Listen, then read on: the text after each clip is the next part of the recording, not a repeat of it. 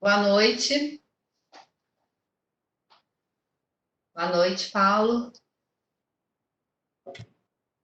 Boa noite, Valéria. Boa noite. Boa noite, Kátia. Boa noite, Deise. Boa noite, Cláudia. Vamos começar aqui com mais uma videoconferência pela SOPERJ. E a conferência dessa noite é com o Departamento de Endocrinologia. E a gente está muito feliz com essa videoconferência, da gente poder levar nesse momento tão difícil para todos, né? Essa pandemia que está assolando o mundo, e em especial no estado do Rio de Janeiro, com todas as nossos problemas, as nossas questões. Então, num momento assim tão delicado, tão difícil para todos nós, estarmos aqui reunidos depois de um dia longo, com muitas informações, muitas notícias envolvendo aí nossos governantes. A gente está aqui firme e forte para levar informação de qualidade e um tema que é bastante relevante, né, no dia a dia do pediatra e na especialidade da endocrinologia, né? Eu quero agradecer a presença de todos aqui.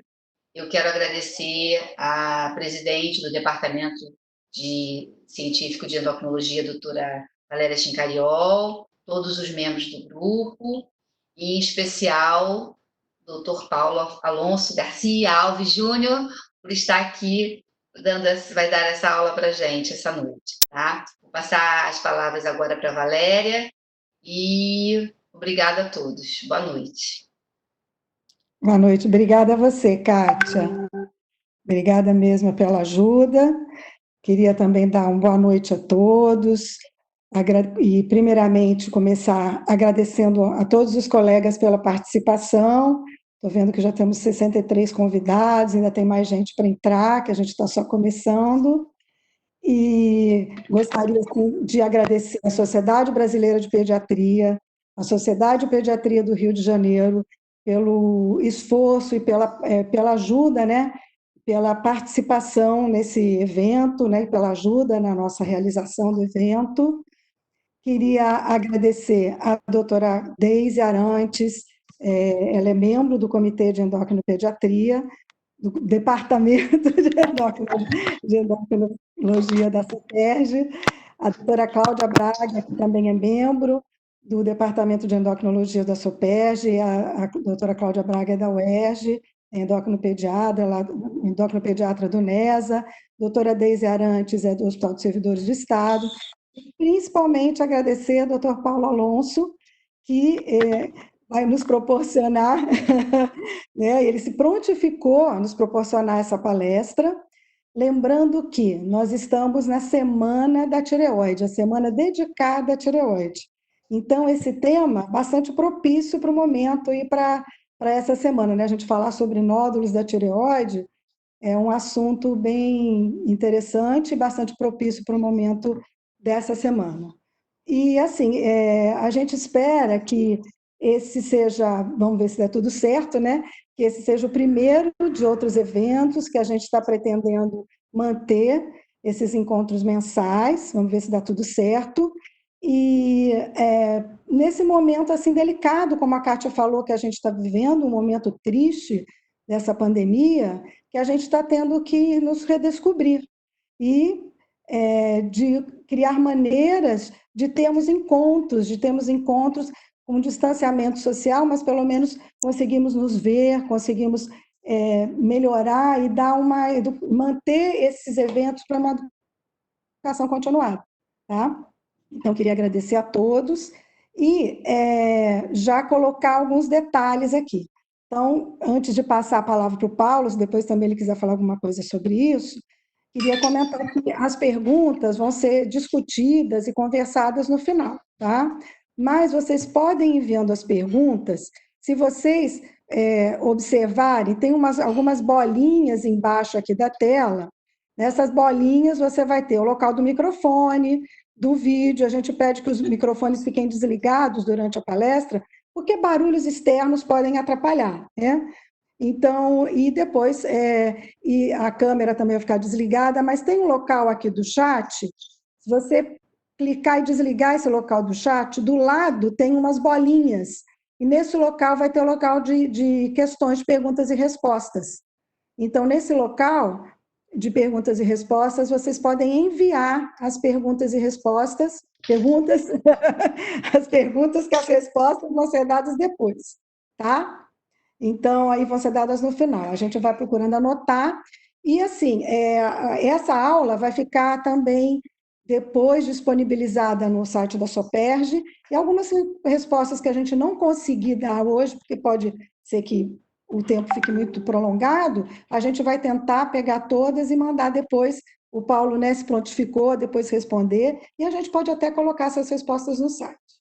Então, vamos nos deliciar agora, né? Eu vou passar a palavra para o Paulo, tá bom, Paulo? Tá? Que todo mundo, que seja bastante proveitoso para todos, tá? Então, é com você agora, Paulo. Boa noite a todos.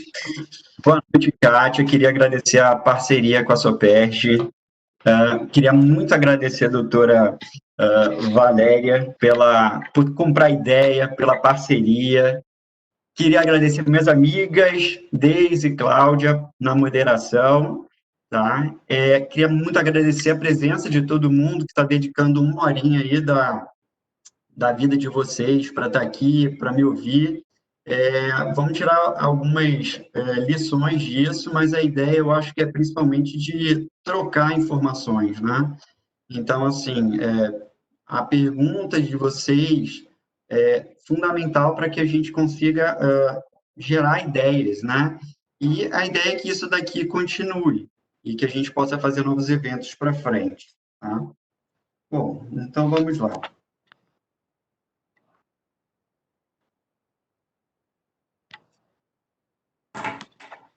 Então, a ideia hoje é a gente conversar um pouquinho dos nódulos tiroidianos na infância.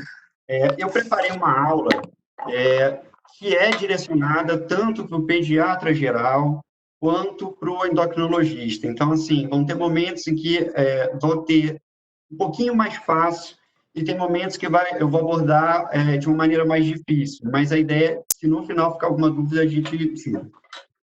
Bom, deixa eu só tentar passar aqui não está passando.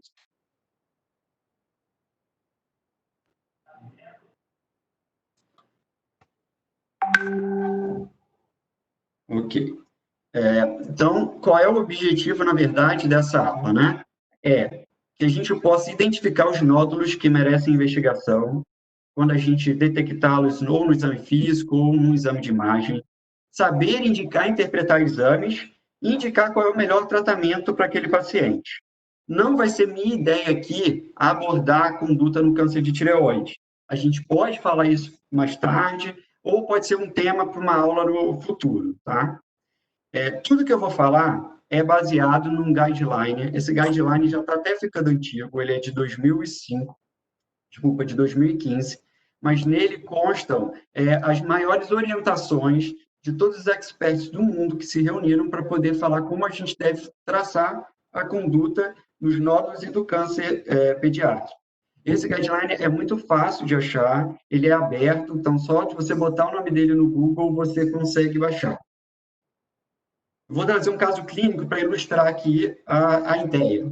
Então, essa é uma menina de 15 anos, natural aqui do Rio, que veio com uma queixa para a gente de caroço no pescoço. Ela tinha uma história de há 2 meses ter um nódulo na topografia da tireoide que vinha aumentando progressivamente. Negava dor, negava sinal flogístico local e de anamnese dirigida. Ela se queixava de insônia, que estava pior evolutivamente, um emagrecimento de 3 quilos, muita agitação e sudorese. Então, existem vários fatores aqui que podem levar a gente a confundir ou caminhar para um lado ou para o outro na abordagem desse possível nódulo. A ideia é que, com a aula, a gente consiga esclarecer um pouquinho melhor isso daqui. Bom, então, o que a gente deveria fazer com essa paciente? Qual a importância, então, do nosso tema? Primeira coisa é o aumento da prevalência. Vocês têm encaminhado bastante criança lá para o INCA. A gente acaba sendo um ponto de apoio de vocês, mas o que eu vejo é que nos últimos, pelo menos 1 ou 2 anos, o aumento tem sido absurdo. A gente está chegando mais ou menos a 4, 5 crianças por mês sendo encaminhadas dos diversos serviços para que eu possa fazer essa avaliação, né? E o medo, na verdade, o maior é, será que aquele nódulo que a gente está vendo é benigno ou maligno? Como é que a gente vai passar, como é que a gente vai conversar com a família? Como é que a gente vai passar segurança sobre esse nódulo? Bom, como eu falei para vocês, a incidência ela vem aumentando, isso está sendo, na verdade, detectado já desde 1980. E a conclusão é porque a gente veio aperfeiçoando, né, todos os exames de imagem e cada vez a gente pede mais. Então, se a gente pede mais, a gente acaba detectando mais, né? E, como eu conversei com vocês, a importância é que esse nódulo pode ser um câncer e, nas mulheres, já é a 5ª malignidade mais prevalente, tá? Nos homens não aparece, mas nas mulheres já é a 5ª malignidade mais prevalente.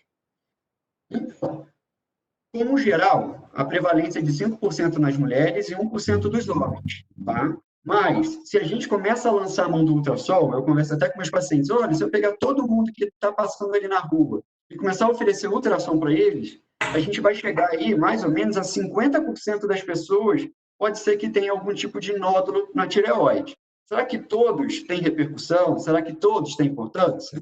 É mais comum em mulheres e idosos, e aí eu vou traçar uma diferenciação entre adultos e crianças. Cerca de 10% desses nódulos nos adultos vão ser câncer de tireoide, e essa incidência ela vem aumentando. Agora, quando a gente passa a falar de criança, e aqui criança eu vou traçar como menores de 18 anos, porque assim como foi definido no consenso, essa incidência também vem aumentando, só que a incidência é muito menor do que comparada a de adulto. Então, percebam que lá a gente estava falando ali por volta de 10%, e aqui a gente está falando entre 0,5% a 1,8%. Mais uma vez, se a gente começar a usar ultrassom, a gente vai aumentar em bastante a detecção desses nódulos.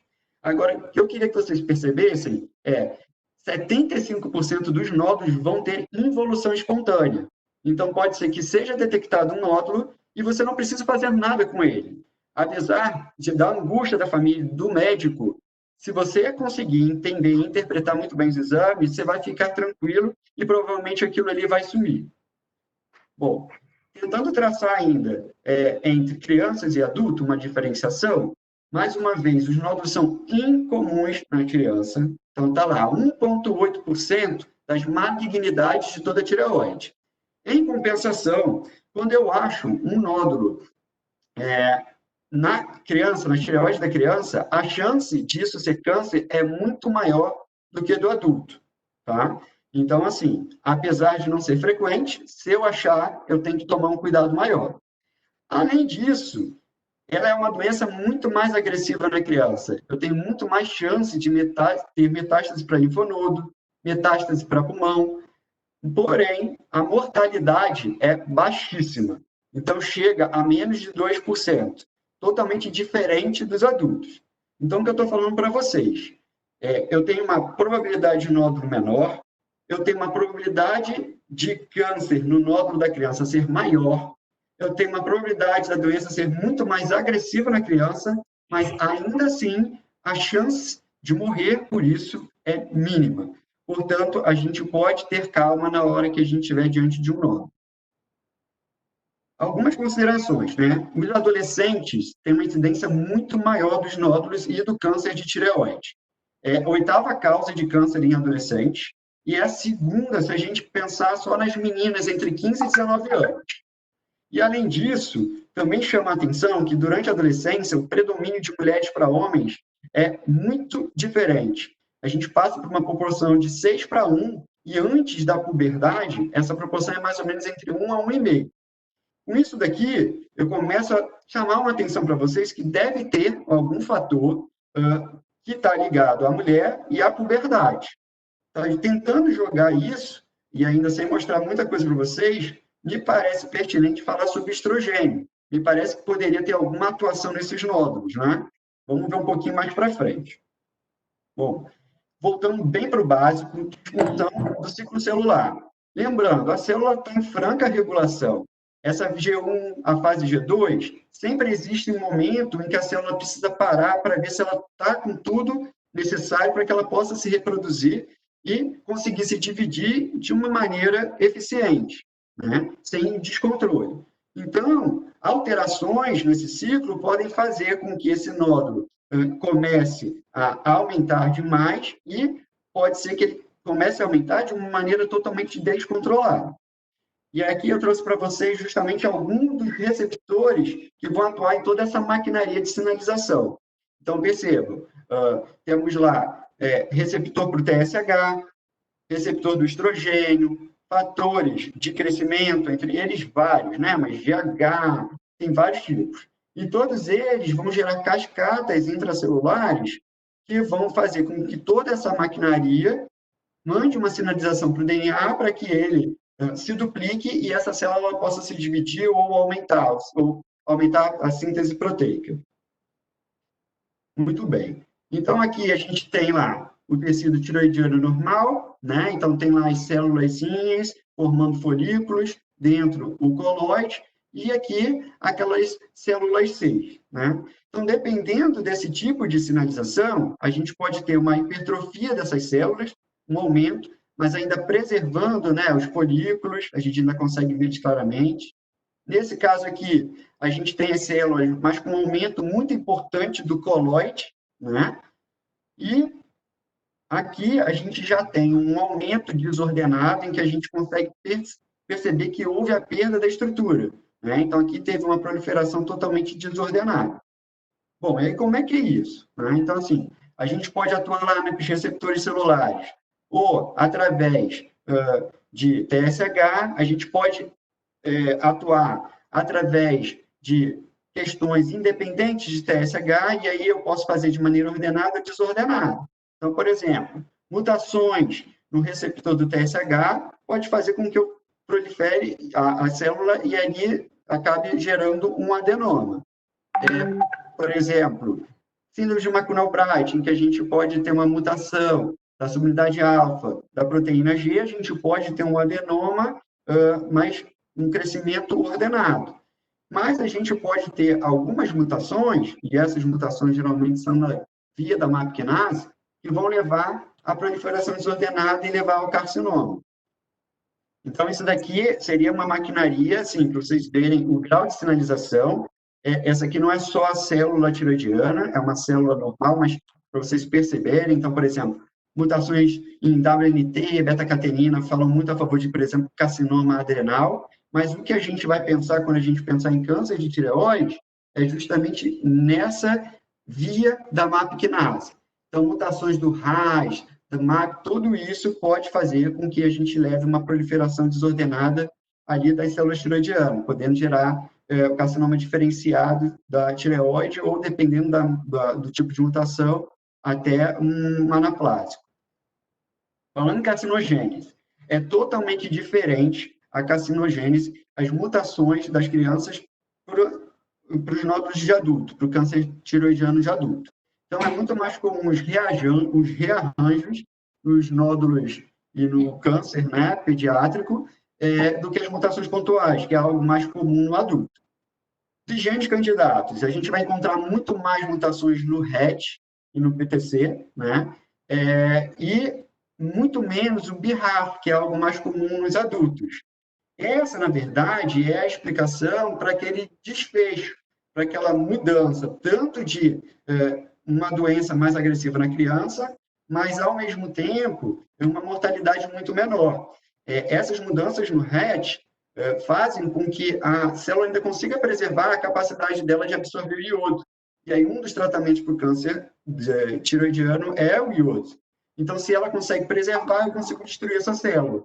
Nos adultos, a mutação do BRAF faz com que elas não consigam expressar mais tão bem os receptores lá para o iodo, o NIS, por exemplo. E aí eles não conseguem captar e a gente fica com menos uma droga que pode fazer para poder debelar toda essa situação. Mas vamos falar, como a gente vai analisar, na verdade, como a gente vai avaliar um nódulo tiroidiano? Bom, fundamental, anamnese. É dali que a gente vai começar. Então, a gente tem que entender quando tudo começou, se está tendo uma progressão rápida ou lenta, onde apareceu primeiro, qual o tempo que levou isso, quando apareceu o primeiro, quando apareceu o segundo, e as associações, né? Poxa, comecei a perceber que, com o tempo, eu comecei a ter dificuldade para engolir alimentos. A minha voz começou a ficar mais rouca, começou a mudar. Eu tenho me sentido mais agitada, com taquicardia, bradicardia, né? Isso são questões que vão fazer com que a gente pense, de repente, no hipertiroidismo, que vai fazer com que a gente possa já pensar num câncer de tireoide, né? E nunca esquecer de lembrar, de perguntar sobre testes do pezinho, como é que foi o desenvolvimento dessa criança, se existe esse histórico na família, né? Então, a gente vai ver que algumas mutações têm relação com já câncer na família, e dieta, que é algo que eu preciso muito conversar, que a gente está numa fase de modismo em que a gente tem que tentar começar a abordar esse tema. Bom, o que eu quis dizer com fase de modismo? Existe uma tendência agora das pessoas começarem a comprar esses tipos de sais, sal do Himalaia, enfim, diversos tipos de sais que a gente sabe que eles não são iodados. Então, pode ser que, com o passar do tempo, a gente comece a perceber uma maior deficiência de iodo na nossa população. É óbvio que essas alimentações geralmente não são só restritas, porque essa pessoa sai na rua, né? Então ela acaba comendo de alguma forma o sal iodado. Mas eu acho que é algo que a gente tem que começar a trazer de informação para que famílias comecem a usar o sal normal, o sal de cozinha, né? Tem adição de iodo, não é por acaso. Bom, outros fatores de risco para o desenvolvimento de câncer são doença tiroidiana pregressa. Então, a gente sabe, por exemplo, qualquer tipo de inflamação pode gerar uma alteração de toda aquela maquinaria. Então, tiroidite autoimune, até 30% deles podem evoluir com câncer de tireoide, tá? Exposição à radiação. Então, isso daqui é mais aqueles acidentes nucleares que a gente hoje sabe perfeitamente o quanto que a radiação foi capaz de gerar, e o câncer de tireoide foi um dos principais ligados à radiação.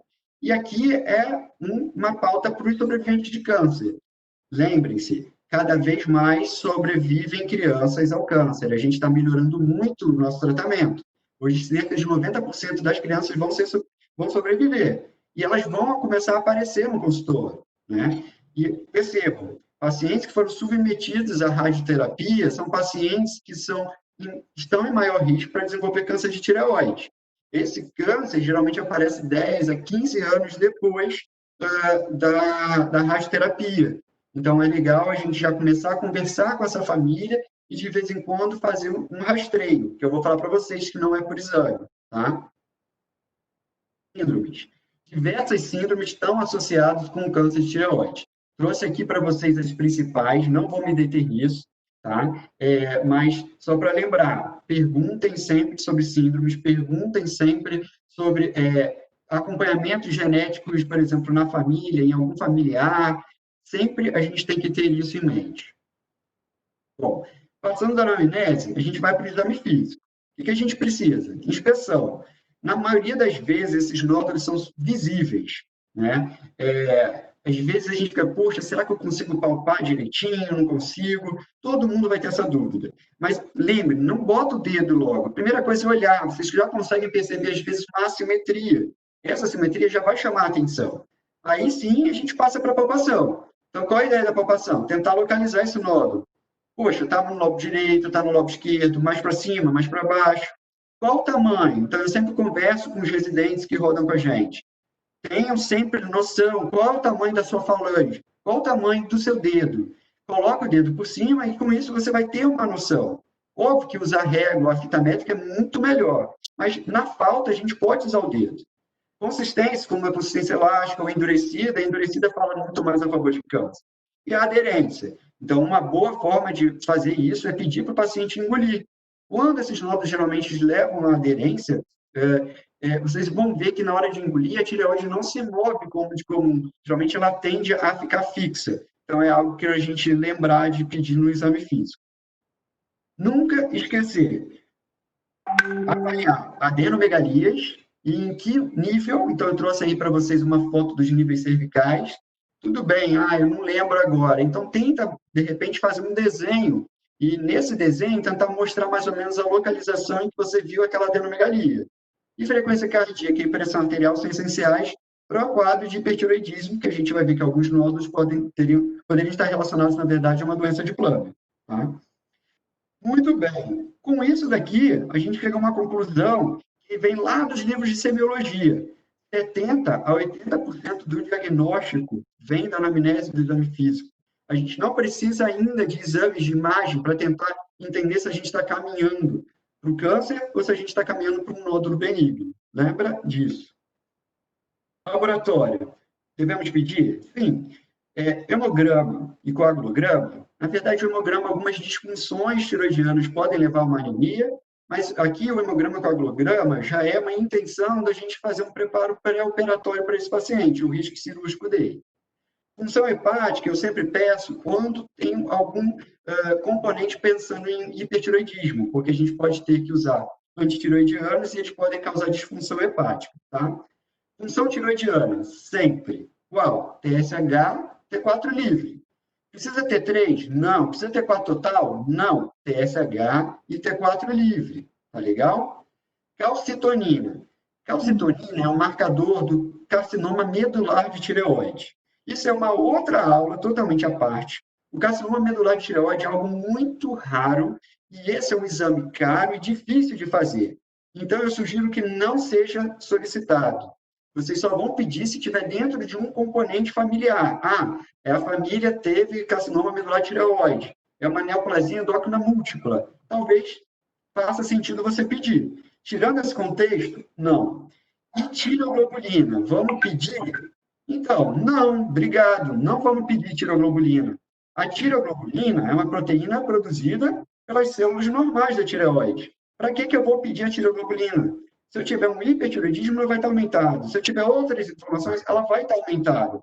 Então, não me serve de nada. Não vamos pedir tireoglobulina antes da gente traçar nossas condutas. Imagem. Ultrassom. É isso que a gente precisa, tá legal? A tomografia, a gente vai reservar para quando esse paciente tiver muita adenomegalia ou quando ele tiver uma doença muito grande, em que a gente vai precisar conversar com o cirurgião para ele tentar entender quais são as estruturas que estão envolvidas naquele nódulo. Mas o que a gente precisa é ultrassom. E a minha ideia é que vocês hoje aprendam a ver ultrassom. Não fiquem ligando só para o laudo que vem. Eu quero que vocês olhem a imagem. Como? É muito fácil, tá? Então, vamos com calma. Eu vou tentar usar o mouse, que de vez em quando está emperrando, mas a gente vai com calma. Bom, aqui são os nódulos com mais características para malignidade. E para baixo são os nódulos com menos características de malignidade. Então, eu já vou começar lá, dos mais malignos. O que a gente vai perceber? Que são nódulos que geralmente a gente não consegue definir muito bem os bordos, tá legal? Além disso, eles são hipoecóicos, tem componente sólido importante, muita microcalcificação, tá vendo essas bolinhas brancas? Então, isso são as microcalcificações, isso chama muita atenção, né? Então, aqui a gente tem vários. Aqui, apesar de ser misto, tem algumas áreas císticas, mas ele tem um grande componente sólido, né? Ele é meio irregular, não vejo microcalcificação nele, mas ele chama a atenção pelas margens irregulares, tá legal?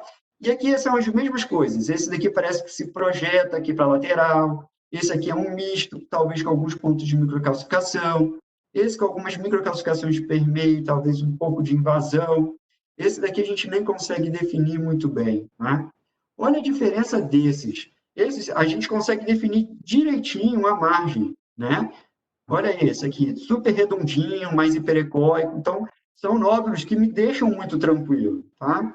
Tem esse aqui, que às vezes dá um susto na gente, que é o chamado espongiforme, né? Que ele é todo heterogêneo por causa de vários microcistos. Mas, assim, ele é totalmente benigno, percebam? O grau de suspeição dele é menor que 3%, tá legal? Então, eu vou chamar a atenção de novo para vocês. Quais são os nódulos, quais são as características de ultrassom que vão chamar a atenção para que um nódulo seja favorável a ser maligno? Que ele seja hipoecóico, tá bom? Então, que ele seja mais pretinho, que ele seja sólido, que tenha margens irregulares, que ele seja mais alto do que largo, é algo que eu não falei tanto para vocês, mas, assim, chama a atenção, às vezes, um nódulo ser mais alto do que largo, tá legal? E as microcalcificações.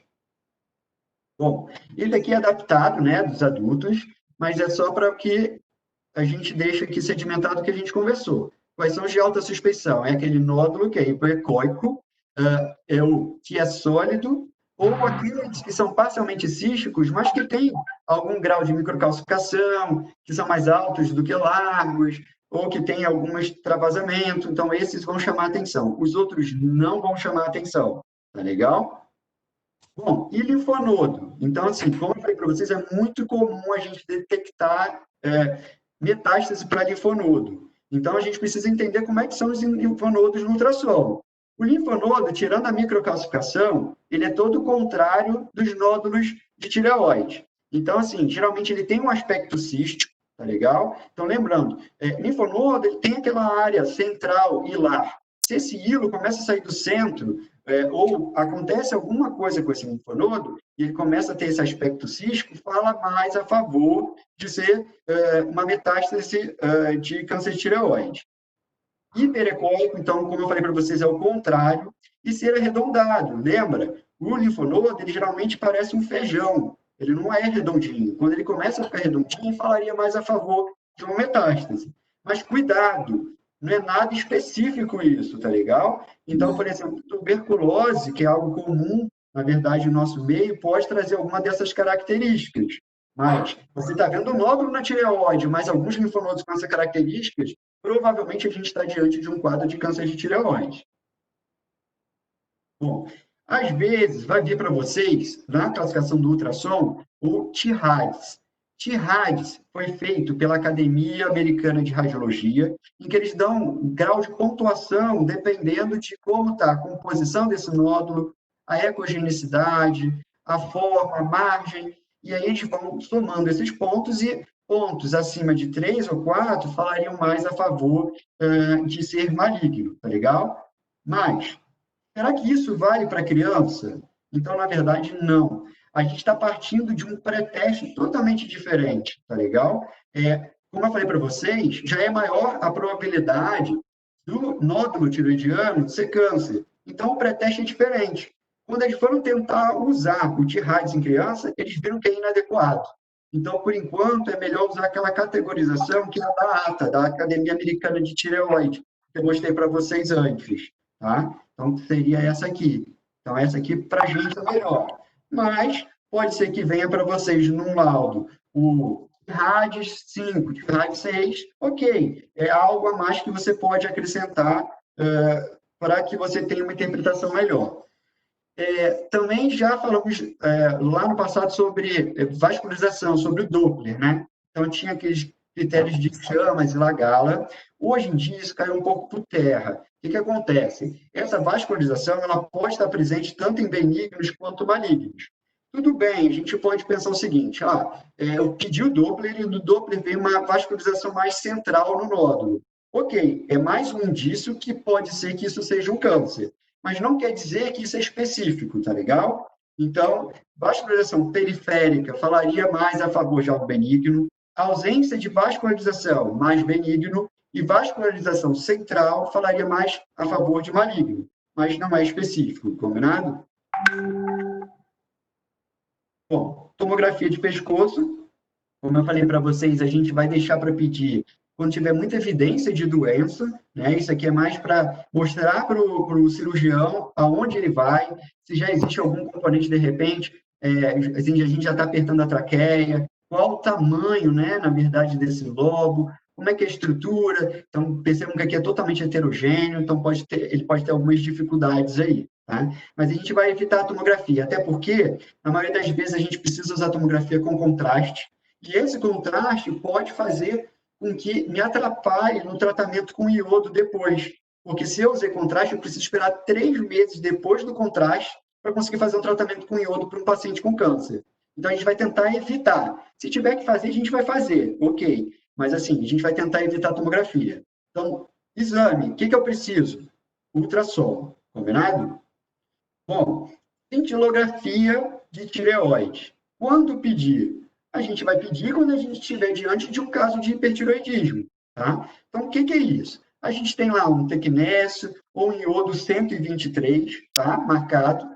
Ele vai ser captado pela célula tireoidiana e vai fazer parte, na verdade, esse iodo, de todo o componente celular.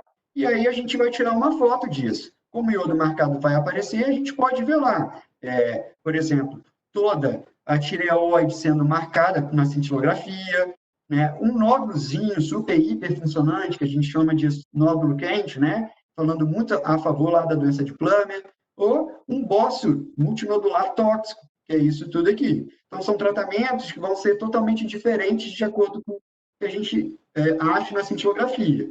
Então, cintilografia a gente vai utilizar para quando a gente estiver diante de um quadro de hipertireoidismo. Portanto, de um nódulo, peçam função tireoidiana. Muito bem. Essa é a etapa final, é onde a gente vai tentar entender se, com tudo isso que a gente tem em mãos, a gente ainda não está conseguindo perceber onde a gente está, então a gente vai pedir a função aspirativa por agulha fina, né? A gente precisa documentar o que a gente está vendo. Eu estou na dúvida, eu vou pedir a PAF. Mas, assim, o ideal é que a gente peça quando a gente tiver uma suspeição maior, combinado? Diferenças. Criança sempre guiada por ultrassom.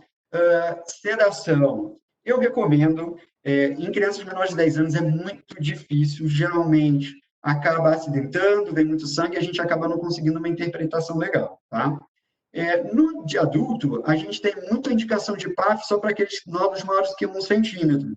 A gente tem que lembrar que aqui a gente está falando de criança.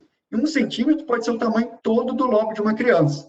Então, às vezes, a imagem vai falar muito mais a favor do que o tamanho para a gente, tá legal? Então, não fiquem levando em consideração tanto o nódulo ser 1 centímetro. Tudo bem, adolescente, 1 centímetro, eu acho que a partir daí é uma boa indicação fazer PAF. Mas em crianças menores, pode ser que a gente indique a PAF com nódulos menores, tá legal? Bom, e aí como é que é a PAF? Então, a PAF vai lá guiada pelo ultrassom. Vou voltar aqui para mostrar para vocês o ultrassom. Então, aqui é a traqueia, tá bom? Aqui é a cartilagem, veja que ela é mais hiperecogênica. E aqui, o lobo direito, o istmo da tireoide e o lobo esquerdo.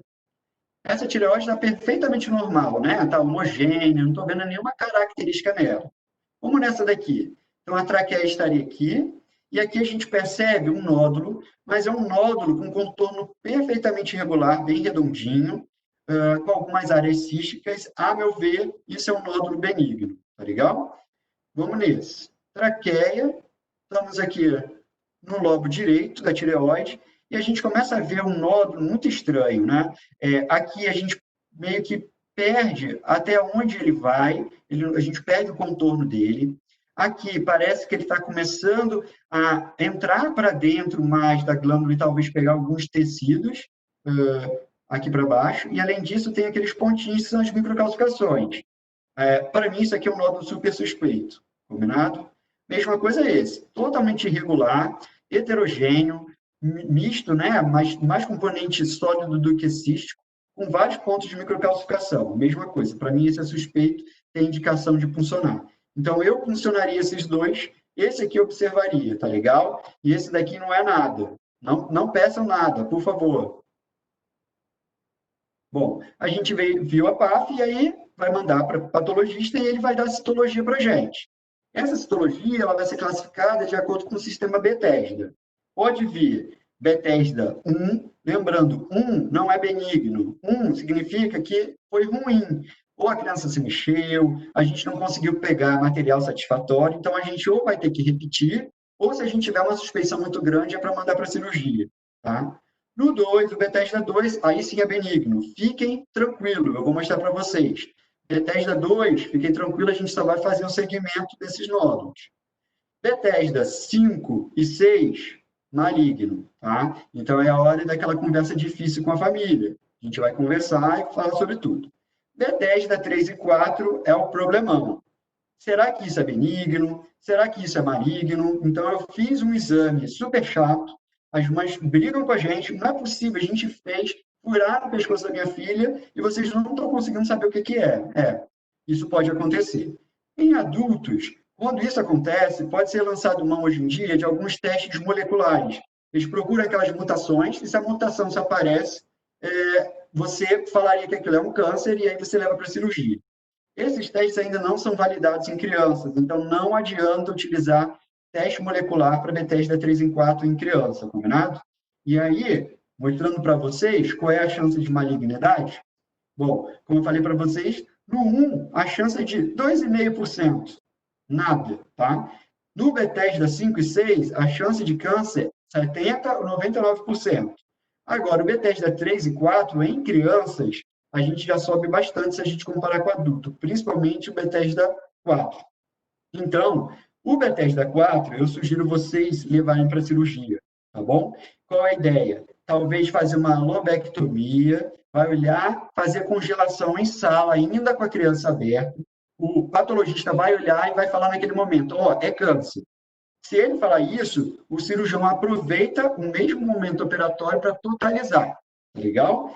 Se não for possível, se você não tiver congelação, não tem problema. Faz a lobectomia, espera sair o resultado, que geralmente leva aí 3 semanas, 1 mês, e aí depois com o resultado a gente pode indicar, com a ajuda do cirurgião, a totalização, tá legal? Da cirurgia.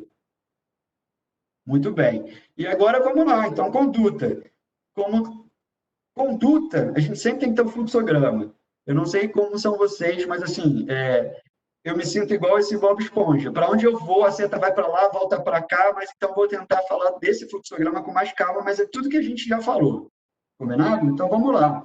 A gente tem um nódulo suspeito, prioritário, né? E a gente viu ele lá no exame físico ou por imagem. Primeira coisa, função. Eu tenho um TSH suprimido, então a gente está falando de um hipertireoidismo, cintilografia. Esse nódulo é quente, ele captou, a gente indicaria tratamento, que pode ser cirurgia, pode ser com iodo, a gente fala isso no segundo momento. Se ele é hipofuncionante, a gente aí sim passa para a PAF.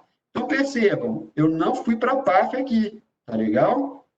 E aqui eu já tratei, eu fui para a PAF para cá, quando a minha cintilografia foi hipofuncionante, combinado? Bom, fiz ultrassom. Tem característica benigna? Fica tranquilo. Repete daqui a 6 a 12 meses, de novo ultrassom, e aí a gente vai avaliar qual foi o tamanho desse nódulo, se ele ainda existe ou não. Bom, lembra, inadequado, não diagnóstico, você pode repetir. Mas, como eu falei para vocês, você também pode indicar já a cirurgia, principalmente se o nódulo estiver crescendo. Então, não espere os 6 meses. Pode fazer um novo exame com 3 meses, tá bom? Bom, indeterminado, suspeito, ou já característica lá para maligno, direto para a cirurgia. E a cirurgia vai falar se era benigno ou se realmente era maligno. Não faço? Bom, conduta nos nódulos benignos. Vou fazer levotiroxina. Eu vi que ele tem um nódulo e se eu der para ele, por exemplo, levotiroxina, eu vou diminuir o TSH e esse nódulo não vai crescer. Não vai adiantar de nada. Se for câncer, vai crescer independente disso. Tá legal? Então, não adianta. E depois que você vai precisar desse remédio, a criança não vai tomar mais. Então, não deem levotiroxina. Tá legal? Bom, nódulo quente. O que eu posso fazer? né? Então, tem lá, por exemplo, uma doença de Plummer. Eu posso fazer cirurgia, eu posso fazer ablação com iodo e eu posso fazer hoje tratamentos locais. Escolham o que vocês se sentirem mais confortáveis. Hoje o iodo eu acho que está mais seguro, a gente já está indicando para crianças maiores que 5 anos, a gente não vê mais tanto aquelas questões, será que aumenta a chance de câncer? Não, a gente não vê mais isso, tá legal?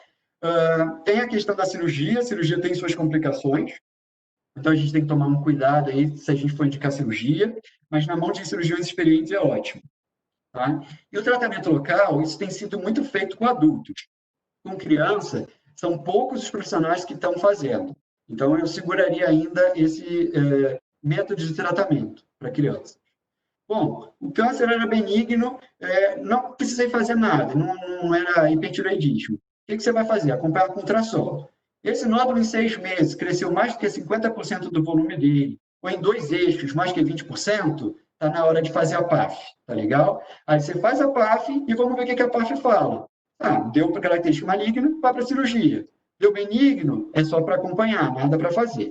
Agora, você pode indicar, sim, cirurgia em alguns nódulos benignos. Naqueles nódulos muito grandes, então maior que 4 centímetros, porque, por exemplo, você pode tentar fazer a PAF e não pegar o material mais representativo do câncer. Então, mas o que acontece? Hoje em dia, usando o ultrassom, isso está melhor. De qualquer maneira, você pode sim.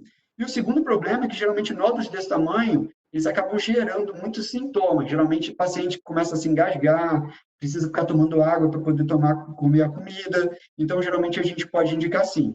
E, se for desejo da família, tem família que fala, olha, eu não vou conseguir dormir sabendo que meu filho tem um nódulo, que esse nódulo pode ser câncer. Então, assim, depois da gente explicar todos os prós e contras da cirurgia, a gente vai falar com essa família e se ela decidir que ela quer fazer cirurgia, a gente vai indicar a cirurgia, não tem problema, tá legal? Nos malignos, eu vou falar muito rápido.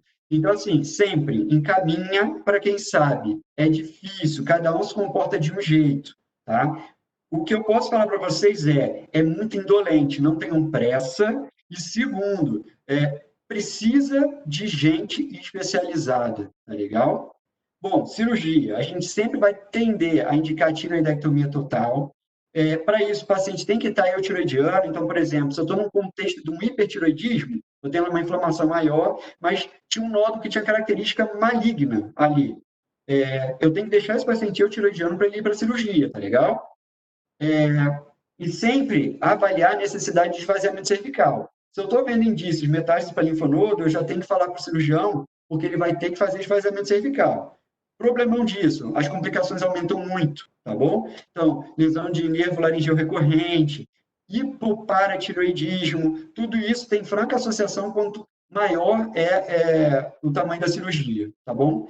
E depois, vendo o resultado desses exames, classificando esses pacientes em risco intermediário ou alto para recorrência, a gente vai indicar o iodo. Enfim, a gente tem que fazer um preparo e tentar com TSH acima de 30 para receber esse iodo. Vai precisar ficar isolado, ter uma conversa que a gente vai ter que ter com a família, porque é uma criança, então geralmente fica um familiar ali, geralmente a gente pede para que seja o mais velho da família, que possa ficar com a criança, e depois vai ficar no isolamento, só por uns 7 dias já está ótimo, e depois vida normal. E aí vai fazer o acompanhamento, e pode ser que precisem novos tratamentos, nova cirurgia, novo iodo, mas, mais uma vez, lembrando para vocês, a mortalidade é menor que 2%, tá legal? Então, assim, a gente vai fazer tudo isso com muita calma. Voltando lá para aquela menina. Então, assim, a gente pediu a função tiroidiana porque ela parecia um hipertiroidismo, tinham queixas para isso, né? E realmente veio o hipertiroidismo. Pedimos cintilografia, era um nódulo quente. Então, a gente começou a tratar ela com tapazol propanolol. O que eu não falei para vocês é que ela tinha linfonodomegalia no exame, e muita, tá? E aí isso me chamou a atenção. O que eu fiz? Pedi ultrassom, tinha características malignas, e aí a gente fez uma PAF do linfonodo. Em oncologia, a gente fala o seguinte, quando a gente tem lá um tumor e ele tem metástase, a gente sempre vai procurar o local mais fácil de tentar fechar o diagnóstico. Tá? Então, o nódulo da tireoide, às vezes, é mais difícil que um linfonodo. E aí, nesse caso, a gente preferiu usar o linfonodo. O linfonodo deu o Bethesda, na verdade, 6, né? Ele falou para a gente que era câncer de tireoide, né? Classificou para a gente. E outra coisa que a gente pode fazer é também pedir o aspirado, no aspirado, a dosagem de tireoglobulina. Aí sim faz sentido, porque linfonodo não é para ter tireoglobulina. Se eu tenho tireoglobulina dentro desse linfonodo, provavelmente aquilo é uma metástase de câncer de tireoide, tá? Bom, a gente indicou cirurgia, ela fez tireoidectomia total com esvaziamento, foi classificada em alto risco por causa da metástase. A gente indicou, então, a iodoterapia, que ela fez lá com a dose de 150.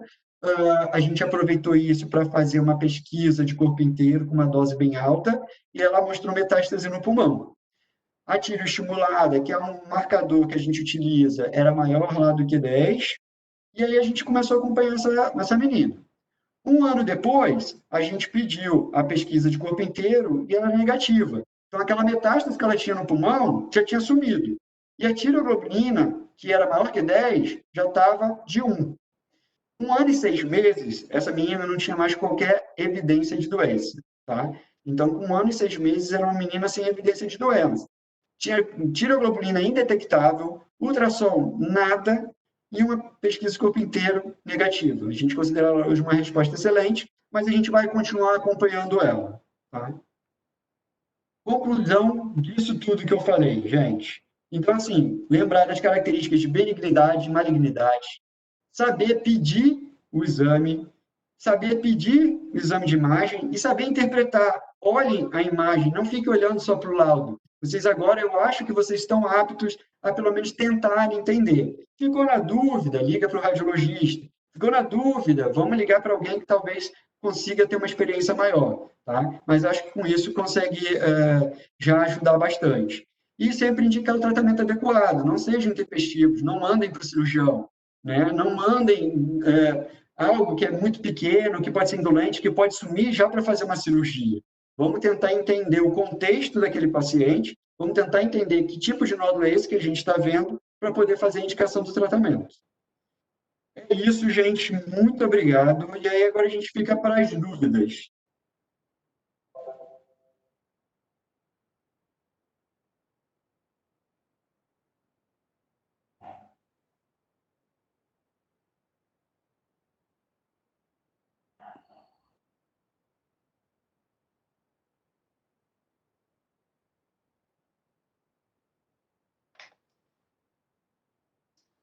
Excelente, Paulo. Obrigado. Foi muito bom. Eu acho que antes de passar aí para as moderadoras, para a Valéria, eu quero avisar que está sendo gravada, né? Essa videoconferência está sendo gravada, vai ser disponibilizado no site da Soperge a partir de amanhã. E falar que aprendi muito essa noite. Que bom, que bom. Gostei desse lado prático aí, enfim, é para o endocrinologista que está lá na POM, que vai realmente fazer esse acompanhamento desse paciente, mas o pediatra geral, ele tem que diagnosticar. Então, gostei da importância, né? É uma coisa que a gente bate muito com nossos alunos, com nossos residentes e com os nossos colegas, a importância da anamnese, do exame físico, né? E dessa anamnese, e desde o início da vida, mesmo quando chega um adolescente com esse achado, o quanto que é importante também toda essa história pregressa dele. Tá? Então, meus parabéns e, mais uma vez, obrigada. Tchau, tchau. Valéria, Claudinha.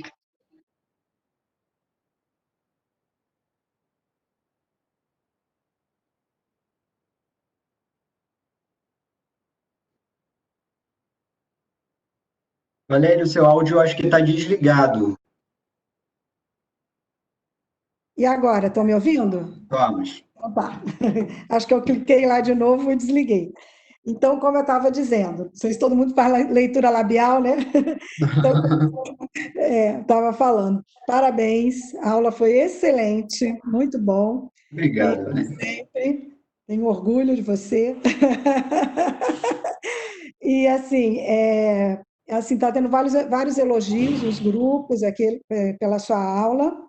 E aqui a gente já teve já tivemos perguntinhas aqui, tá? E eu queria falar que as pessoas podem perguntar perguntas e respostas, mas a gente pediu para o Rômulo, que é o organizador, né, da sociedade da SBP, liberar os áudios, de repente, se as pessoas quiserem perguntar via oral, né, que perguntar pelo áudio, o vídeo ser liberado.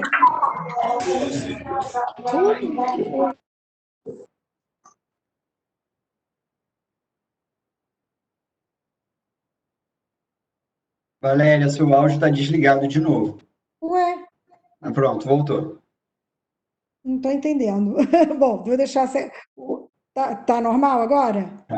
Tá? Então, quem tiver, dos participantes, dos convidados, quem estiver com o áudio ligado, por favor, tomar cuidado dos ruídos externos, assim, que podem atrapalhar nós da pergunta, tá? Mas, eu não sei se a Cláudia quer falar alguma coisa, Cláudia? Cláudia também está muda. Libera seu áudio. Está muda, Cláudia?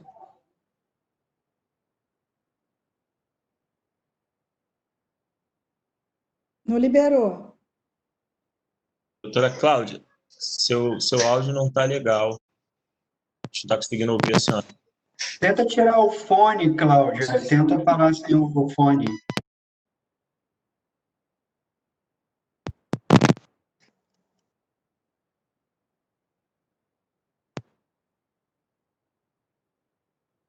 Não, tenta tirar o fone. Tira o fone. Tira tudo. Não, Aí, viu? agora falou. Tá ótimo. Ai, meu Deus, óbvio. Então, Paulo, foi ótimo. Então, a gente tem algumas perguntas. A primeira pergunta da nossa querida Isabel Madeira. Quer fazer a pergunta? Isabel, faz a pergunta diretamente no áudio, se você quiser. Ouviu, Isabel? Bom, então deixa eu fazer a pergunta aqui da Isabel. A hipoecogenicidade é comum, é sugestivo de malignidade nos nódulos. E o gânglio hiperecóico é sugestivo de malignidade, é isso? O que acontece? Acho que a palavra é essa, sugestivo, tá legal? Então, assim, hiperecogênico falaria mais a favor de malignidade num linfonodo, combinado? A gente está falando de linfonodo, não é isso, Cláudia? Desculpa. Ela falou de nódulo hipoecóico e linfonodo hiperecóico. Isso, é isso mesmo. Isso, Então, Isabel. assim, isso. Um linfonodo hiperecóico, ele fala a favor de malignidade, mas qualquer processo inflamatório pode fazer com que essa característica ecogênica apareça. Então, assim, uma adenite vai ficar hiperecogênica, tá legal? Tuberculose pode ser que apareça hiperecogênica. É só um dado a mais, porque se eu estou vendo um nódulo na tireoide, estou vendo um gânglio hiperecogênico, é um dado a mais para eu já pensar que deve existir metástase, tá? Obrigado, Isabel. Eu acho que agora liberaram o meu áudio, porque eu estava sem áudio. Ah, tá. Agora sim. Eu acho que é porque eu vou falar e estão querendo calar a minha boca. Brincadeira. Dei outra perguntinha. Pode fazer.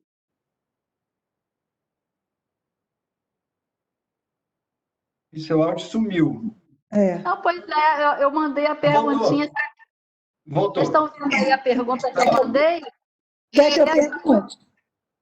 Ele respondeu a pergunta do Não, gânglio. outra. Mas Eu mandei tem uma outra. outra. Tem 5, eu não estou conseguindo abrir. Não, Assim. então, Olha aqui. a outra Quer que eu pergunta leia, que eu mandei. Isabel? Quer que eu leia? Lê. Estão me ouvindo? Estamos, Isabel. Pode falar. Vocês estão me ouvindo? Estamos. Então, a segunda pergunta é o seguinte: a mortalidade na criança, né, ela é baixa, mas essa criança vai se tornar um adulto, né, Paulo? Então, queria que você comentasse alguma coisinha do follow-up. Uhum. Tá ótimo. Então, olha só, segmento. Se a gente olhar para o consenso, ele fala que a gente vai fazer o segmento desses pacientes por 5 anos. Então, aqueles que tiveram resposta excelente, não tem mais evidência nenhuma de doença, depois de 5 anos, a gente poderia liberar eles, a gente faz um relatório médico, entrega a eles que eles tiveram esse evento no passado, tá legal? Mas eu gosto de acompanhar meus pacientes. Então, eu só vou diminuir as solicitações de exames, até porque não é incomum a gente achar alguns exames por aí que vêm de uma maneira meio incorreta, ou que deixam a gente em dúvida e fazem com que a gente tome, às vezes, conduta intempestiva. Então, assim, o que eu vou fazer é diminuir a minha solicitação de exames, tá legal? Naqueles pacientes em que tiveram câncer e ainda tem algum grau de evidência, eu vejo eles a cada 3 meses com exame de sangue, e aí sim a tireoglobulina me representa, porque eu tirei a tireoide, então não tem que ter mais tireoglobulina. Se eu tenho evidência de tireoglobulina, ela está vindo provavelmente de algum câncer que está por aí, tá? E aí sim, então, a cada 3 meses eu utilizo ultrassom a cada 6 meses, nesse primeiro 1, 2 anos, tá? E depois vai depender de cada um. E a pesquisa de corpo inteiro, né, com o iodo lá, o 123, a gente faz uma vez por ano, e talvez uma tireoglobulina quando a gente for fazer esse iodo. Mas a gente só vai fazer, na verdade, essa pesquisa de corpo inteiro uma vez por ano para aqueles que tinham positivo lá no começo. Porque se já tinha negativo, para que eu vou ficar pedindo mais? Não faz sentido, tá? Então é mais ou menos isso. Não sei se eu te respondi.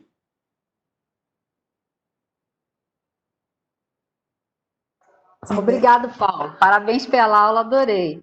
Obrigado. Comentário, quem sabe o assunto, na hora que a gente assiste a aula, parece que é muito fácil. É meu dia a dia, né? Isabel, você comentou aqui que vai querer outro, você se prepara que você vai ser convidada para falar, tá? Maria Alice quer fazer uma pergunta. Está liberado. Maria Alice quer fazer uma pergunta. Está liberado o áudio dela. Maria Alice, está por aí? Eu não estou vendo. A gente está te ouvindo, Maria Alice.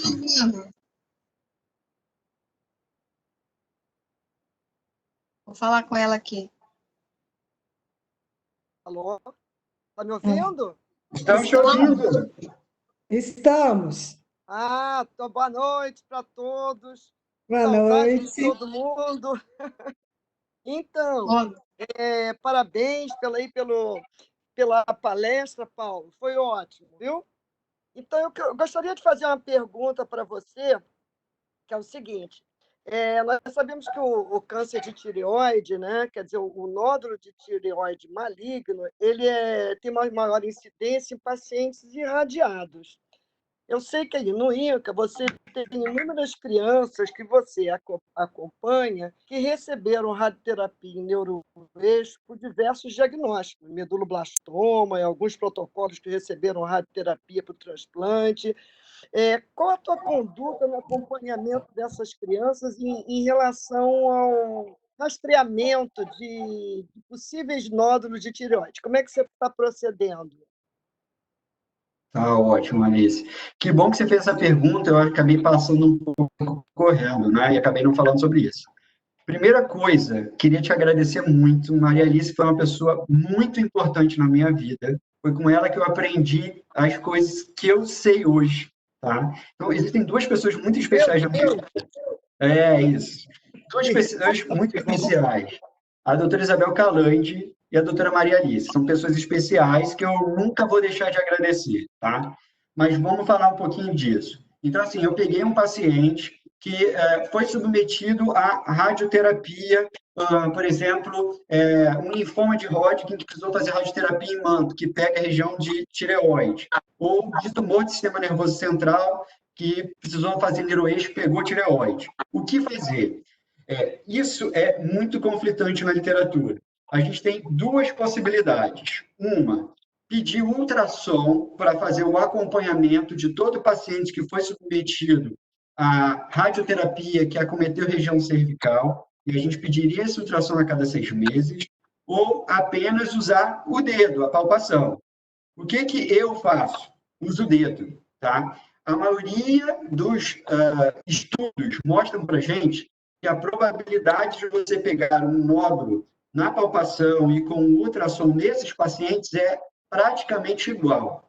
O que vai acontecer é que você pode ter um medo maior do paciente que foi irradiado, você faz um ultrassom, e aí, por ele ter sido irradiado, você começa a não querer ficar muito dando bola para aquelas características e acaba atropelando. E aí acaba levando ele logo para fazer a PAF.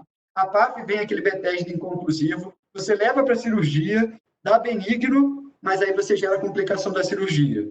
Então, hoje, a tendência maior é que a gente use a palpação no lugar do ultrassom como rastreio, para não sermos intempestivos e porque é uma doença indolente com uma mortalidade praticamente beirando a zero. Tá? Então, eu uso isso. Mas não vai ser incomum vocês encontrarem na literatura, a gente faz ultrassom a cada 6 meses em pacientes submetidos à radioterapia. Concordo com você. Muito bem. Eu aprendi com você. Não.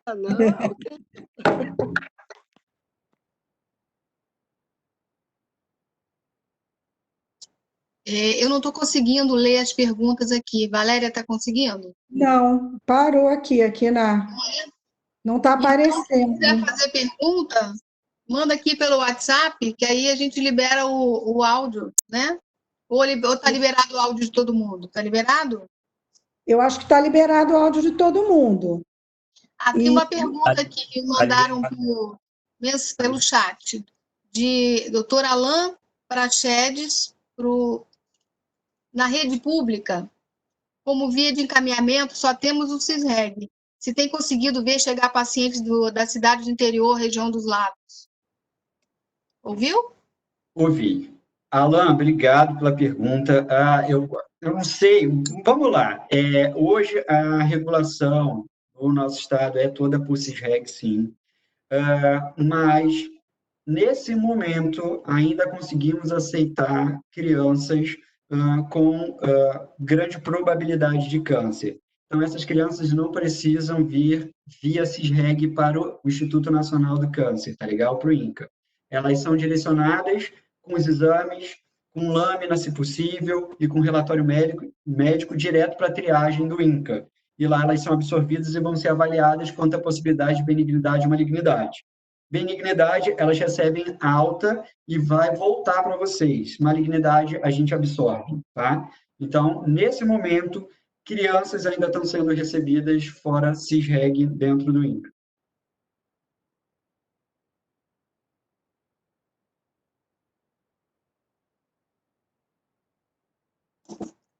Mais alguma pergunta? Alguém quer perguntar pelo áudio? Se não estiver conseguindo, pode mandar aqui ou pelo chat ou pelo...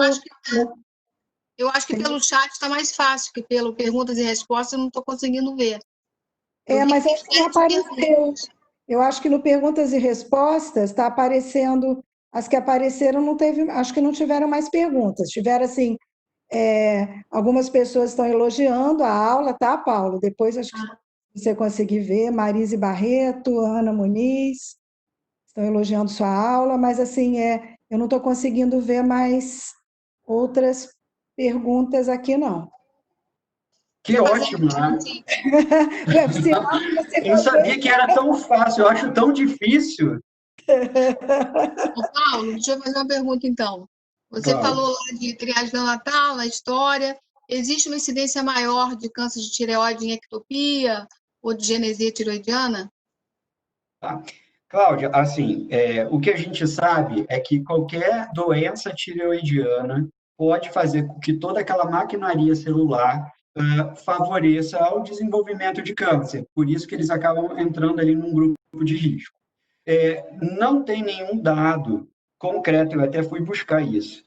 Não achei nenhum dado concreto que mostre a relação, por exemplo, de uma desarmonogênese ou de alguma alteração desse tipo levando ao câncer de tireoide, tá?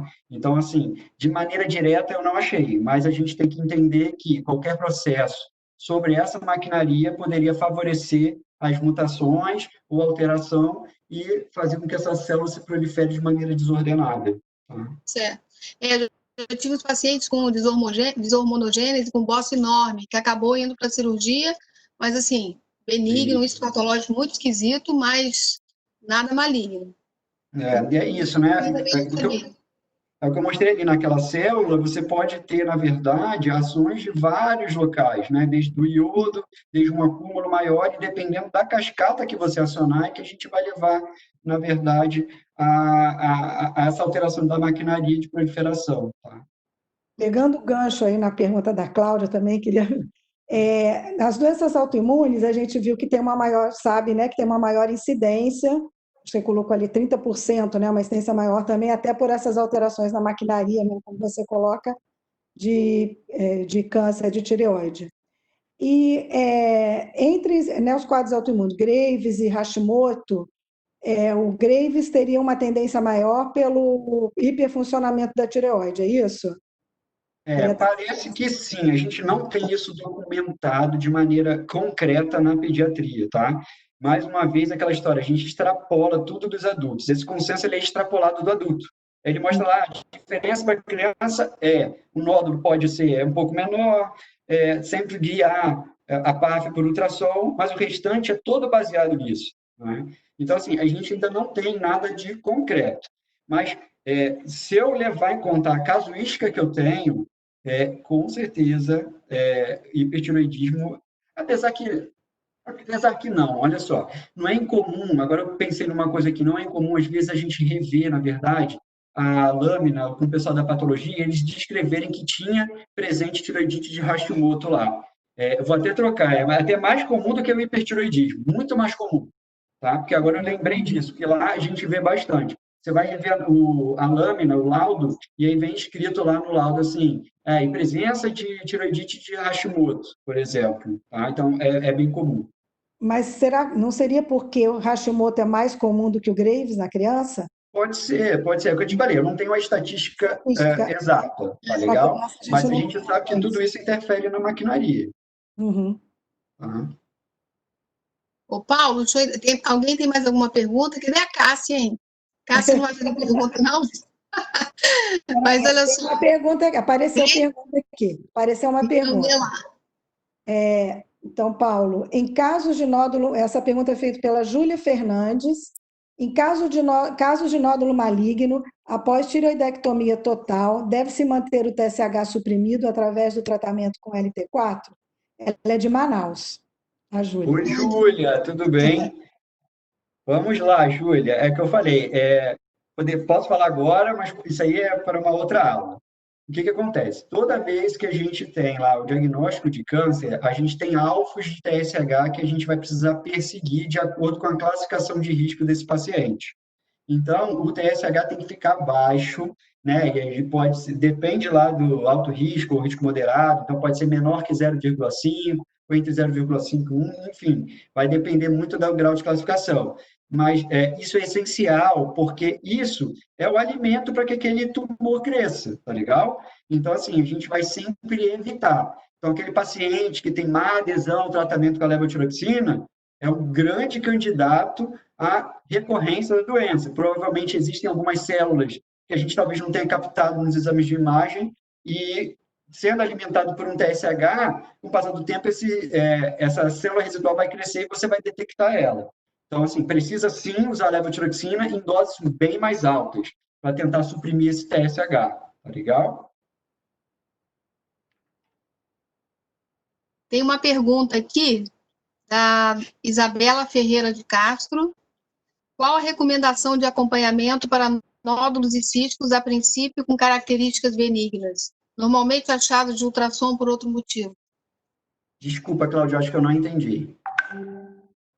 Qual a recomendação para o acompanhamento de nódulos e cistos, a princípio, com características benignas, normalmente achados de ultrassom por outros motivos? Às vezes vai fazer ultrassom por outra coisa, tomografia, né? Tá. Incidentaloma. Então, vamos lá, gente. Mais uma vez, qual era a probabilidade de você pegar isso? Era pequena sem o uso do ultrassom. Eu mostrei para vocês, quando a gente bota o ultrassom, a gente vai a 58%. Só que 75% dos nódulos detectados ao acaso, eles vão sumir. Então, assim, em princípio, a conduta olhe esse nódulo, ele tem características de malignidade? Vamos para a PAF. Ele não tem, acompanhe a cada 6 meses, e agora vocês acharam o nódulo, então vamos olhar para ele. Pode ser que ele suma no próximo exame de ultrassom, mas não tome só a conduta tempestiva e nem usa a levotiroxina, aquilo que eu falei. Se é benigno, não é para usar a levotiroxina, tá? Então, a ideia é essa, ou acompanhar a cada 6 meses com ultrassom, para ver se ele vai sumir, ou características malignas, PAF. E se ele não for palpável? Se ele não for palpável, aí repete o ultrassom, né? Isso, Pra aí ver fica se vai repetindo o conseguir. ultrassom a cada 6 meses, né? Porque aí você precisa ver aquilo. Se ele aumentar em 50% do volume ou em 2 eixos maior que 20%, são critérios para que a gente faça a punção.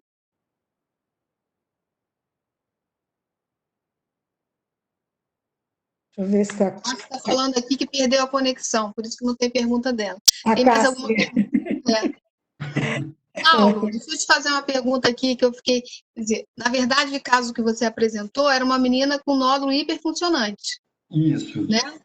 Então foi uma raridade. Você só suspeitou pelo gânglio, né? Isso. Pelo linfonôdulo. É, E eu aí tenho- é uma coisa rara, né? Então, Uma é raro, mas aí Fiquei assustada. o que acontece? É raro, mas aí eu trabalho lá. Eu tenho 3 casos, os 3 apareceram praticamente assim no mesmo período, né? E aí, quando você vai ler, esse é um cuidado que você tem que ter. Então, assim, os nódulos hiperfuncionantes, a probabilidade de ter câncer ali é minúscula, né? Eu cheguei a botar ali os dados ali, acho que, se não me engano, é 1%, é uma coisa muito pequena, tá? Mas você pode ser surpreendido. Esse é um dos motivos de que no tratamento desses nódulos hiperfuncionantes, algumas pessoas preferem que seja feita a cirurgia. Porque aí você pega na cirurgia, no histopatológico, e poderia fazer o segmento de maneira melhor desse câncer. Até porque quando ele chega a dar hipertiroidismo, geralmente tem mais de 3 centímetros. É muito grande para você não operar, né? Fazer só iodo. Às vezes você pega pré, né? Antes dele fazer hipertiroidismo, ainda vai, mas o nódulo de 3 centímetros não tenho muita coragem de fazer só iodo, não. Não dá. É? Isso aí.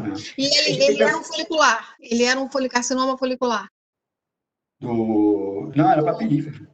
Ah, papilífero? Caramba! É estranho. Outra coisa em questão de cirurgia ou de iodo, também a gente tem que levar em consideração vários fatores, né? Questões culturais. Então, assim, por exemplo, a gente sempre fala isso lá, né? No Japão, ter cicatriz no pescoço é muito ruim para eles. Isso remete eles ao passado, a questão dos samurais, né? Que passavam a faca. Então, para eles é horrível ter uma cicatriz. E aí, lá, apesar das histórias lá das bombas, eles ainda assim preferem esse tipo de tratamento. Mas, assim, literatura. Um dia vai para um lugar, outro vai para o outro. A literatura americana é diferente. Então, assim, com o que você se sentir mais confortável, seria a indicação de tratamento. Ok, deixa eu ver. Eu acho que assim, não tem perguntas mais aqui. Alguém quer perguntar mais alguma coisa para mandar agora? Porque acho que a gente já está no tempinho que a gente estava programando, senão o pessoal acaba ficando cansado, está na hora de jantar. Fazer o jantar. Vou chamar o iFood, né, Paulo? Como é que é a história? Tem alguns eventos que o pessoal chama o iFood e traz para todo mundo. Mas a gente, o patrocínio é nosso, né? Pequeno, evento pequeno. Eu queria, sim, comentar, só assim, que é uma pena que a doutora Deise, né, que ela seria uma das moderadoras, teve um problema na conexão, não conseguiu voltar, então ela começou participando, depois várias tentativas, ela não conseguiu voltar. Então, é só para justificar que ela não está aqui nesse momento, agradecer de qualquer forma a participação e a vontade dela, mas ela não conseguiu retornar por problemas de conexão, tá? Então, às vezes isso acontece nas nossas situações de vídeo, em determinados horários, muita gente querendo entrar na internet, a gente acaba, às vezes, perdendo o sinal. Então, só fazer esse comentário. Bom, eu acho que não tem mais nenhuma pergunta aqui. Cláudia, você tem alguma aí? Não. Não recebeu mais nada, né? As pessoas perderam a conexão também. Está todo mundo com fome, gente. Um comentário, Paulo. Paulo falou que ia corrigir na aula dele, mas eu acho que é aquilo mesmo. E é prevalência dentro da doença de Graves, né? Acho que era isso, né? Estava certo. Tá certo. É que lá tem tiroidite autoimune e lá dentro também tem a doença de Graves. Essa de Graves está abaixo com uma porcentagem bem menor. Não, a Hashimoto que está que tá 0,67 a 3% a Hashimoto. Por isso que eu acabei deduzindo que o do Graves seria maior. Não sei. Mas é o que eu falei para vocês, isso é literatura. Eu vou puxar isso, depois eu vou falar qual é a minha estatística. Aí eu falo para vocês. Mas é maior que o tiroidite. A doença de Graves é rara, mas na doença de Graves a prevalência do câncer é maior, entendeu? Maior. É que nem a história da lesão orgânica na puberdade precoce no menino. Mesma coisa. Principalmente se tiver um nódulo, né? Se tiver um Graves com nódulo, nódulo, aí você tem que ir em cima daquele nódulo. Normalmente pode ser aquele bócio grande, com seladura, mas não nódulo. Se tiver um nódulo, tem que ser investigado, a incidência é maior, né? Maior, Acho que é isso mesmo. Bom, então, gente, eu acho que dá para a gente encerrar, né, Paulo? Claro, Valéria. Obrigado vocês, obrigado todo mundo pela participação.